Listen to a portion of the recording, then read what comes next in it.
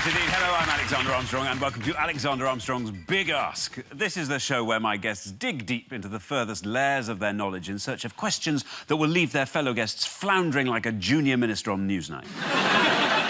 You know, it's the big questions that keep me awake at night. What happens after death? How do we reconcile curbing fossil fuel and maintain economic growth? Will she wake up if I play Fruit Ninja? Now, tonight, stand by to take on board some truly remarkable, obscure facts. In 1631, a copy of the Bible was printed without the word not in the sentence, "Thou shalt not commit adultery." It's now a collector's item, known as the Footballer's Bible. Now, tonight, I'm joined by three brilliant comedians who come from America, Scotland and Essex. So think of me not so much as your host, but as your interpreter. It's Reginald D. Hunter, Susan Carman and Russell Kane!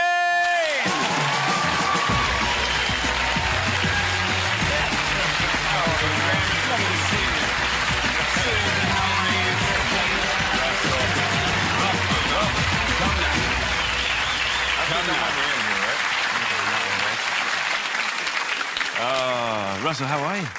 Hey, listen, I am not paying. When I said wear the pussy shirt, I did not mean that. You did text me this morning and said, make sure you bring the pussy. It's on the T-shirt. Oh, dear. Well, listen, Susan, I particularly want to thank you for joining us today, because it's a very special day. Yes, it is. It's my birthday. It's her birthday. Yes!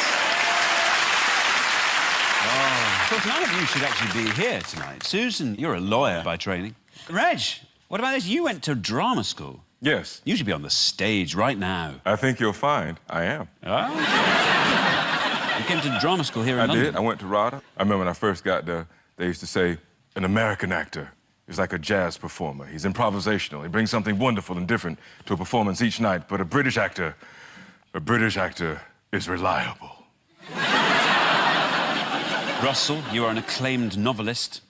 I'm a novelist. An acclaimed... No, I'm claiming you. I'm a novelist that's made several claims. OK, well, let's do this thing. I have chosen a category for each of you, and I hope you've done your homework and you've got some really good questions for us. If nobody manages to answer your question, you will be 10 points the richer.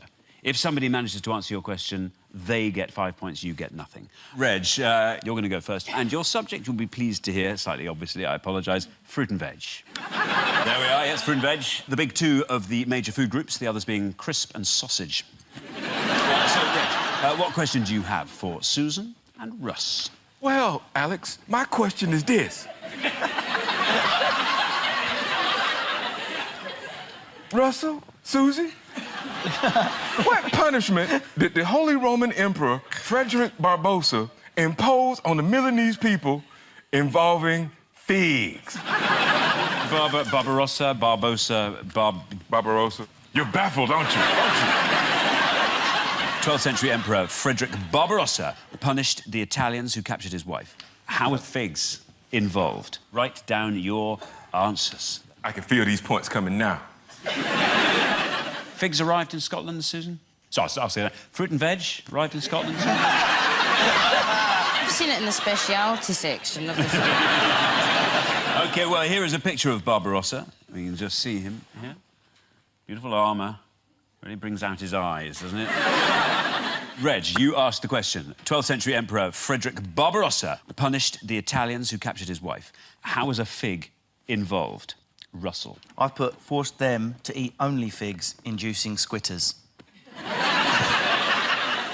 Get you leaking like a government dossier. Susan.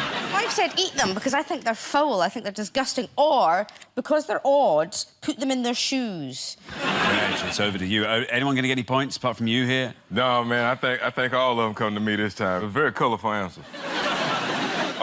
Barbarossa's wife had been humiliated by the Milanese people, made to ride on a donkey backwards while holding the tail. And so... That's a genuine ride in Southend. And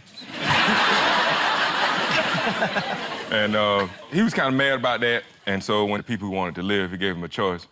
You had to pick the figs out of a donkey's ass with your teeth.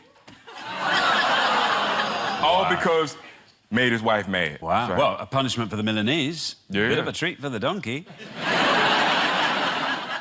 Do we know how deeply embedded the figs were that was before why. the... Well, I don't know. Was the fig all the way out, or was it crowning? Exactly. Well... Was it the sort of maybe... If you're only using your mouth, unless you have great suction, then that's really difficult. I would like to remind you that if you was not successful in removing the fig, they killed you. I'd suck hard. I bet you would. I mean, if you do it right, you might even get a TV show out of that.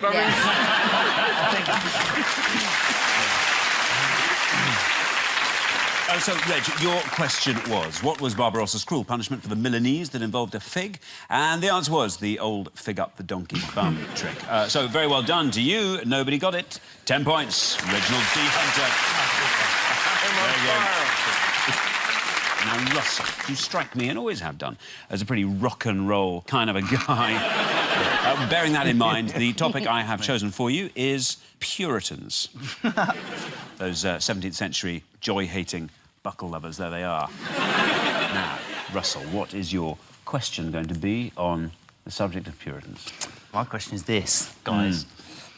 Which aspect of the Christmas tradition did some 18th century Quakers call the Scarlet Whore of Babylon? Wow. It's quite a provocative term. Isn't it? Yeah, I know. OK, well, get your pads. Get your pads. I'll give you a clue. It relates to Christmas. Oh, thanks, right. OK, 18th century, you say? Joan Collins. Joan Collins. She was just before, so you're just out. Scarlet Whore. What did you say? The Scarlet Whore of Babylon. Because that's more than just the whore of Babylon. That's a level above the whore of... That's the scarlet. That's like she's like a red hot hoe. Yeah. Or... Like she's like a volcano. Any minute she might explode and just start hoeing. You know? OK, so the question was that Russell asked, what aspect of the Christmas tradition was known to 18th century Quakers as the Scarlet Whore of Babylon? Susan, so what have you got? So I've said it's the angel you put on the top of the tree. Reg. Yes, sir. What have you written? The only thing I come up with was stocking stuffing. I imagine a lot of Puritan men, they was cheap and they didn't want to spend no money. And so when Christmas came around, they came with excuses like, I ain't filling them stockings with stuffing. That's what the whore of Babylon did. So listen, Russell, which aspect of the Christmas tradition did some 18th century Quakers call the Scarlet Whore of Babylon? The Christmas pudding. What? Man, what the hell kind of question was that? Yeah, of course. It started in the 17th century. Cromwell famously actually banned the whole of Christmas.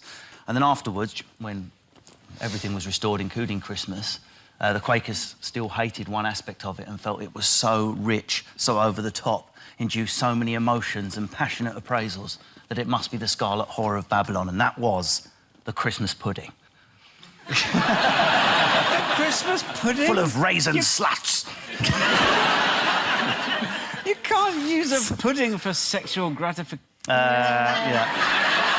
Oh, yes, you can. Now, one of the reasons Puritans disliked Christmas was they believed Jesus was to have been born in September, a belief held to this day by many, many city centre shopping arcades. Even after the ban on Christmas was lifted, Quakers denounced Christmas pudding as a hodgepodge of superstition, popery, the devil and all his works, which coincidentally is also the ingredients for Anne Widdecombe. Now, listen, one of my favourite Puritans is my old friend Ardal O'Hanlon, and I've got him here on my favourites, and I'm just going to give him a quick call and ask him if he really is an old Christmas killjoy. Let me see if I can get through. Hey, Ardal! Hey! Are you a bit puritanical in your approach to Christmas? Well, in my approach to Christmas pudding, I would be. I seek to destroy it, usually eating it. I'm quite a weak-willed Puritan in that sense. The Puritans wouldn't really have me. I actually have cake at the moment in my hands, and I'm rubbing it on my legs. Are there any particularly Irish things people eat at Christmas time? It's not really the specific nature of the food itself. It's the quantities. It's like people have a huge breakfast. They get up really early, about 7:30 in the morning, and they eat giant steaks and eggs and other stuff with the idea in mind that it expands their stomach so as they can then enjoy a massive Christmas dinner later on during the day. Are there any particular Christmas traditions that are peculiar to the O'Hanlon family? Oh, well, yes. I mean, we've actually developed one over the last 10 or 15 years in our house. While somebody's unwrapping a present, we hum the French national anthem, you know, dun, dun, dun, dun, dun, dun, dun, and it kind of gets the party going. Where are you sitting, Ardal? Oh, I'm in the local library. Thank you so much for your contribution. Ardlo Hanlon, ladies and gentlemen. Marvellous. So Russell's question was, what aspect of the Christmas tradition was known to 18th century Quakers as the Scarlet Whore of Babylon? Fabulous question. Nobody got it. 10 points to you. So, now, Susan, it is time for your question. Yes. And for you, I have picked the category of those fun-loving people, the Scots. There we are. That's one person who won't be going to Brazil for the World Cup. So, Susan, what's it going to be? My question is, what is the old-fashioned Scottish custom of bundling? Bundling with a D. Not Bundling. Not bungling. That's why my zippy joke's ruined. Yeah. I love the way Scots... I love the way you invented everything. Televisions... Tarmac. Telephones. Whiskey. Penicillin. Yeah. Fun. So, Susan's question. What is the old-fashioned Scottish custom of bundling? Reg, what have you got for bundling? Community duvet. Okay. In Scotland, it gets very cold. So everybody in the house will get up under the same duvet, and then they will stay close proximity to each other, trying to keep each other warm throughout the entire winter. Now, this can cause problems.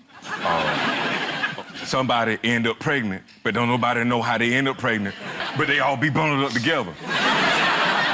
Russell, what's your answer? Initially, I just thought it might be like gathering keepers or something like that.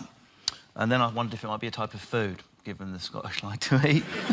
So what bundling? A small bread product served at Burns night. And the bundling is actually the act of dipping the wee bundling into the soup. Susan. Unfortunately, Russell's wrong. And do you know, Red, you're kind of in the right area, but it is wrong. But I'm kind of in the area, so what, about 3 points, something like that? No points. What? In the Outer Hebrides, when it was cold and you went to visit your girlfriend, you would share a bed. See that? So far, so good. No, not yet. But the bundling was a particular practice that happened. The mother used to bundle the daughter. They essentially put her in a sack, tied her legs together with a piece of rope, and often sewed her in at the neck, so that nothing could happen when they were in bed together. That's what would happen. The thing is, I've got a bundling sack here, as it happens. So you would, if we were in bed together, Russell, you'd be like, oh, I'm fancying a bit of that. I would be put into this sack by my mother. Do you want me to sew you in? I'd be tied together by the knees, and then I'd be sewn in at the neck, and then in the morning my mother would unwrap me again to check nothing had happened down below. I don't know why I'm doing that. Susan, that is the most utterly arousing thing I've ever seen. I know some dudes in the ghetto, they'll get through that. Yeah. Wow. So basically, this garment was designed to ensure the wearer would never have sex. So, in many ways, it's rather like the Primark fleeces today. Seems like a very elaborate way to stop a young Highland couple getting intimate. I mean, surely it'd just be easier to just put some pants on under the kilt. Or stay in another room, or don't come over. Scotland still has its strange share of customs. Here's the Bury man. That is an ancient tradition in South Queensferry in Scotland. A local man is dressed in full-body costume made of flannel before completely covering himself in burrs. There you are. Only one thing Bury man is afraid of, and that is garden strimmer man. Well, Susan told us about the role of the bundling sack. Brilliant question. Nobody got the answer. 10 points to you. Very well done, Susan. Come on. St Andrew is the patron saint of Scotland because Byzantine monk Regulus was instructed to carry his bones and hide them at the very ends of the earth. Tradition says he hid them in Scotland, overshooting the ends of the earth by a number of miles. That's all we have time for this half. I'll see you after the break.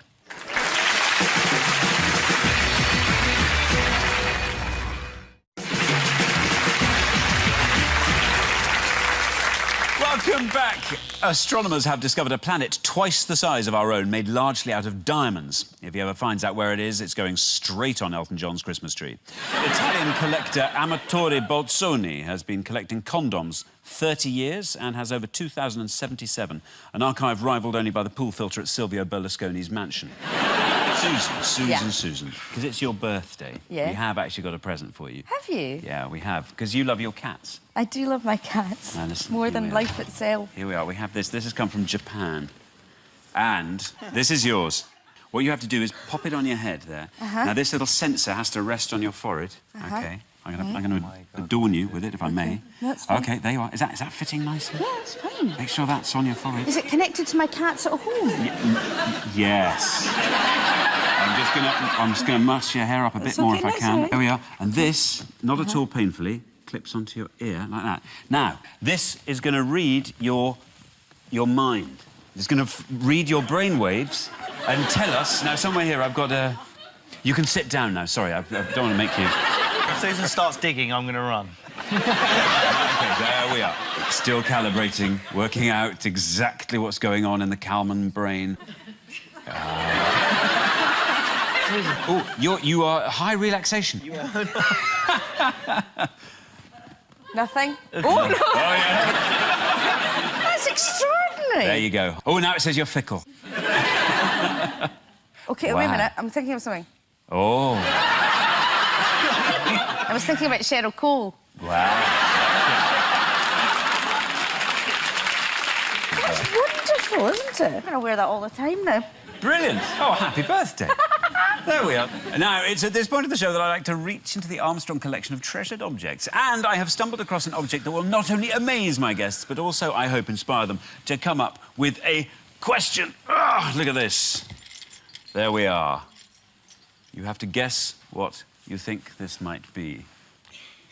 Well, it looks initially like some form of bike rack that people stupidly keep chaining their bikes to. They're invisible bikes. Yeah, invisible bike rack, yes. I know what it is. In Scotland, it followed the bundler. It was the next chastity belt. Yeah, you might think this is a contraption from an early sort of 50 Shades of Grey type. There's a bridge in Paris that's very like that. That's absolutely right. This is a new 21st century symbol of affection. What you do is you put a padlock symbolising undying love, and you write a nice message on it. There you are. Oh. And actually, I do have a picture. There we go. Look at that. Ah, That's quite pretty, doesn't it? It does look quite pretty. So yes, the topic, therefore, is love. I don't know what's wrong with simply writing "I love you" on the side of someone's house with a spray can. It's been done. OK, yeah, so love. Love is the topic. And I would like you each to come up with a question on the subject of love, and I will pick my favourite. Russell, I'm going to come to you first. What is your question on the subject of love? So I'm going to ask a question about poetry, the ultimate form of love. The manuscript of Adonais, which was a poem by Percy Shelley. What did his wife, Mary Shelley, do with that manuscript? And Susan. What did Elizabethan women give their lovers as a keepsake in Elizabethan times? OK, what did Elizabeth... Oh. Reg, let's have a question from you on the subject of love. What is an eye fairy and what does it promote? What is an eye fairy? OK, well, I've got to think which is my favourite. It's your birthday. I'm going to go with you. I also really want to know what Elizabethan women gave their lovers as a keepsake. Yes. Now, Russell, what did Mary Shelley do with the manuscript? So the manuscript to Adonais, what she did was, when Percy Shelley pegged it, she wrapped his heart in it. She kept his heart in her desk so that every time she went for a paperclip, she thought of him. And that's what she did. It sounds romantic, but it would have kicked up a bit of a ming, wouldn't it, after a few days? That's terrible, because, you know, I once found a sausage roll in my bag that had been there for weeks, and that really stank. Never mind a heart. How much of a dead person's body are you allowed to keep before it becomes strictly illegal? Yeah, I usually just keep the pancreas, but... Yeah. Now then, Reg, what is the eye fairy and what does it promote? The eye fairy is a robot that will perform the actual marriage ceremony, and what it's supposed to promote is marital bliss. The eye fairy just performs... As in like iPhone, iPod, now comes the eye fairy. Do they do any eye wives at all? I think we can even see it in action. Here it is. Japanese technology.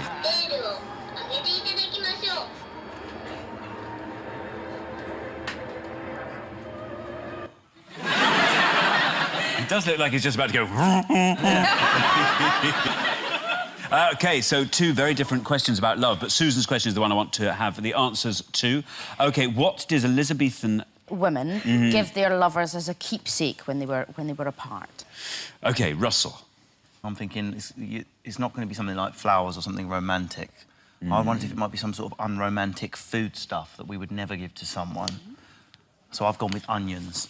OK. Very of some sort of... Yeah, or something like way. garlic or a beetroot or something. They love their really weird vegetables, don't they? Yeah, they did. They did. Give a turnip was the ultimate sign of romance. Yeah. Reg. I guess the answer I eventually came up with, very boring, is a handkerchief.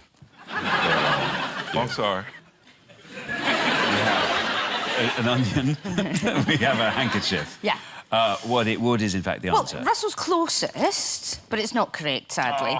What they used to do in Elizabethan times, when they didn't have a lot, was they used to... The ladies used to peel an apple, and then they would put the apple under their armpit, so it absorbed all of the particularly pungent flavours. Body funk. Yeah, body funk. They would then give it to their lovers to sniff. So he would have a funky apple. Yes, he would have.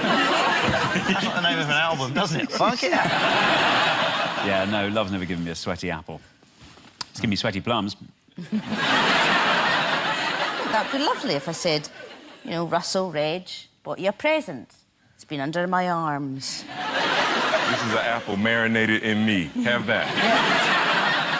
Tell you what, nothing says I love you like a sweaty old fruit. That's why I pay Simon Callow to say it to me every night. But remember, this is 400 years ago, before the invention of pretty much everything. They didn't have anything to give each other other than stuff growing on trees wiped on their parts. I said some sort of unromantic food stuff. Listen, you were You're very close. You were close. But the thing is, it's because, you know, I don't know whether it was because the apple is the symbol of love in terms of, you know, Adam and Eve, and you talk about the apple of Maya. I don't know whether it's because of the forbidden fruit aspect as opposed to the forbidden onion, which is the lesser known. You're the onion of my trousers. It's not really, yeah. I'm reading my diary again. Yes, sorry. Well, anyway, there we are. That round's come to an end. Better to have done a round about love and lost than never to have done a round about love at all. There we are. Another question from Susan, all about love. Very, very well done indeed. Another 10 points for you. Oh, lovely. Oh, fantastic.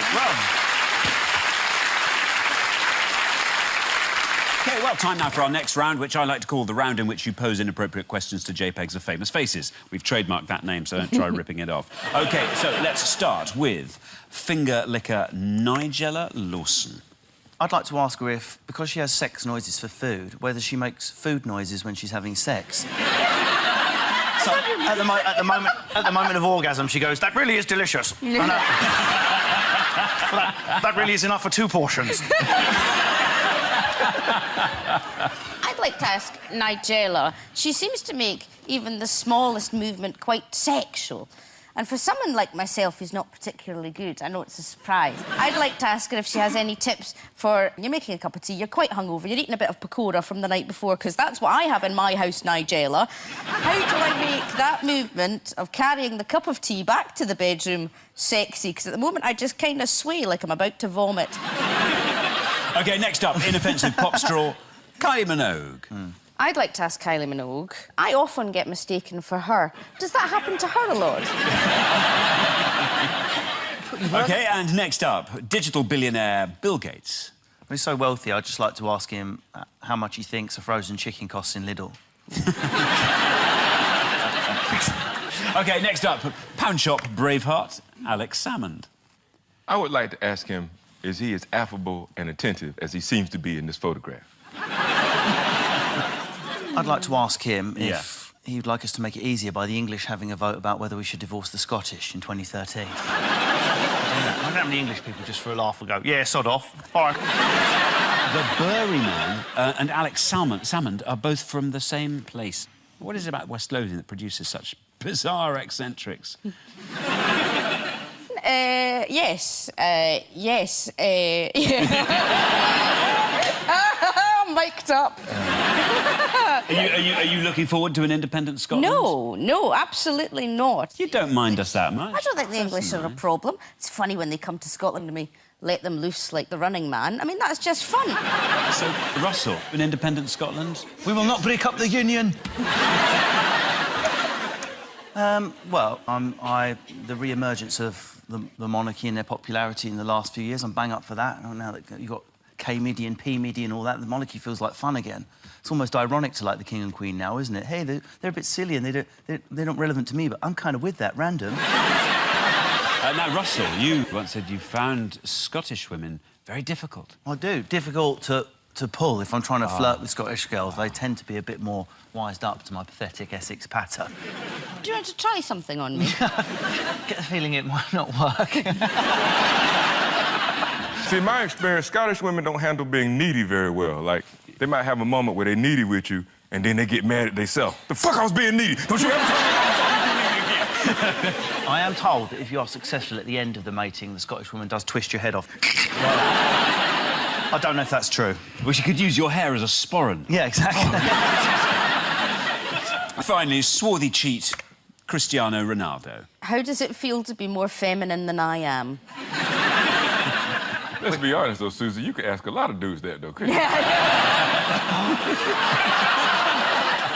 Suck a fig out my arse. Why don't you suck a fig out of my ass? And remember, you can't insult me by turning me on. Well done to all of you. Coming up, I think with the best set of questions in that round, I'm going to nominate Susan. Oh. So very well done. 5 points to Susan. And that brings us to the end of the show. But remember, it's Susan's special night, so to make it even more special, I have some more of those cat's ears here. Oh, now then, Reg, great. those are for you. Those are for you, Russell. Everyone pop their ears on, will they? Reg. Hey, look, you tossed them to me, man. You better... Maybe you should have made a better throw, you know what I'm saying? OK. Yeah, Reg, you're like a mad pilot. Get the ears kicking in. Yours doing that stuff. Oh, man, I feel my thoughts just leaving my head.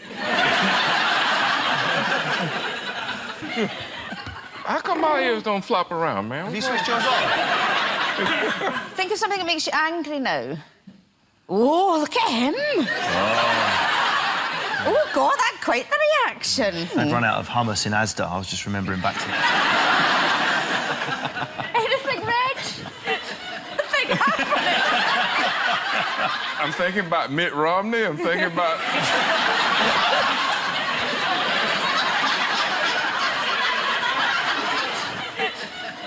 There's nothing happening. Maybe I just don't think nothing. Yeah. Well, now, tonight, from the cupboard under the stairs, I have chosen this trophy for our winner. It says Wonder, it says Majesty, it says second in the Wansbeck 1,000 metres freestyle. So, yes, although everyone was fantastic tonight, for me, the outstanding person, unsurprisingly, the birthday girl, Susan Carman. Oh, I love There we are. A treasure for you to cherish forever and ever.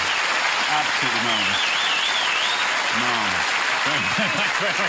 OK, well, that's it for tonight's show. I just want to leave you with this final thought.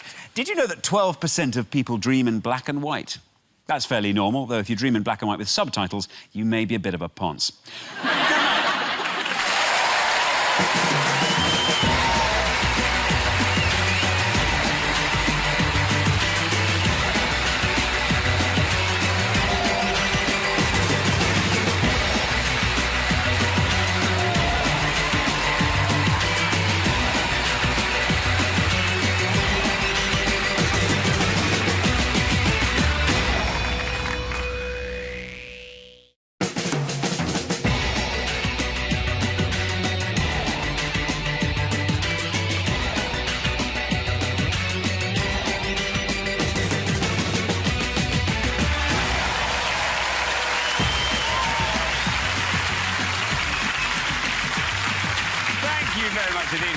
Alexander Armstrong, and welcome to Alexander Armstrong's Big Ask. This is the show where my guests dig deep into the furthest layers of their knowledge in search of questions that will leave their fellow guests floundering like a junior minister on Newsnight.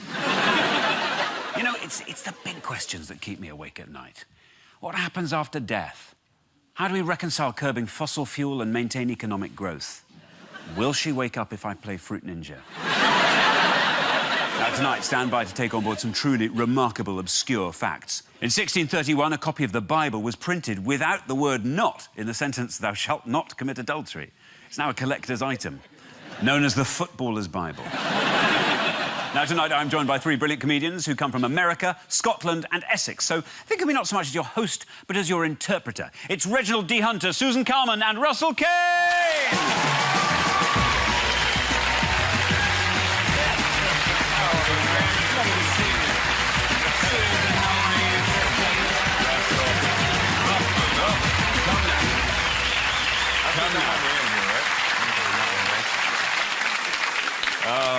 Russell, how are you?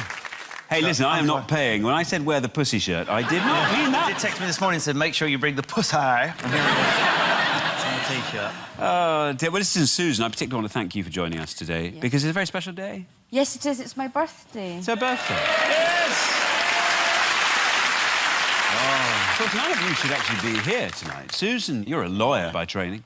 Reg, what about this? You went to drama school. Yes. You should be on the stage right now. I think you'll find I am. Oh. You came to drama school here in London? I did. I went to RADA. I remember when I first got there, they used to say, an American actor is like a jazz performer. He's improvisational. He brings something wonderful and different to a performance each night. But a British actor is reliable. Russell, you are an acclaimed novelist. I'm a novelist. An acclaimed... No, I'm claiming you. I'm a novelist that's made several claims. OK, well, let's do this thing. I have chosen a category for each of you, and I hope you've done your homework and you've got some really good questions for us. If nobody manages to answer your question, you will be 10 points the richer. If somebody manages to answer your question, they get 5 points, you get nothing. Reg, you're going to go first, and your subject you'll be pleased to hear, slightly obviously, I apologise, fruit and veg. There we are, yes, fruit and veg. The big two of the major food groups, the others being crisp and sausage. So, Reg, what question do you have for Susan and Russ? Well, Alex, my question is this. Russell, Susie, what punishment did the Holy Roman Emperor Frederick Barbarossa impose on the Milanese people involving figs? Barbarossa. You're baffled, aren't you? 12th century Emperor Frederick Barbarossa punished the Italians who captured his wife. How were figs involved? Write down your answers. I can feel these points coming now. Figs arrived in Scotland, Susan? So I'll say that. Fruit and veg arrived in Scotland, Susan? I've seen it in the speciality section of the OK, well, here is a picture of Barbarossa. We can just see him here. Beautiful armour. Really brings out his eyes, doesn't it? Reg, you asked the question. 12th century Emperor Frederick Barbarossa punished the Italians who captured his wife. How was a fig involved? Russell. I've forced them to eat only figs, inducing squitters. Get you leaking like a government dossier. Susan. I've said eat them because I think they're foul, I think they're disgusting, or, because they're odd, put them in their shoes. Reg, it's over to you. Anyone going to get any points apart from you here? No, man, I think all of them come to me this time. It was very colourful answers. Barbarossa's wife had been humiliated by the Milanese people, made to ride on a donkey backwards while holding the tail. And so... That's a genuine ride in Southend. And he was kind of mad about that. And so when the people who wanted to live, he gave them a choice. You had to pick the figs out of a donkey's ass with your teeth. All because made his wife mad. Wow. So, well, a punishment for the Milanese. Yeah. Bit of a treat for the donkey. Do we know how deeply embedded the figs Yeah, were that was before why. the... Well, I don't know. Was the fig all the way, or was it crowning? Exactly. Well... Was it the sort of maybe... If you're only using your mouth, unless you have great suction, then that's really difficult. I would like to remind you that if you was not successful in removing the fig, they killed you. I'd suck hard. I bet you would. I mean, if you do it right, you might even get a TV show out of that. I mean...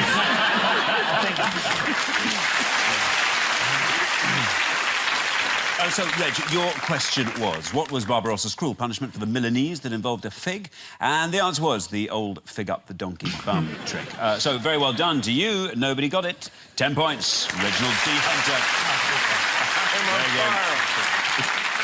Now, Russell, you strike me, and always have done, as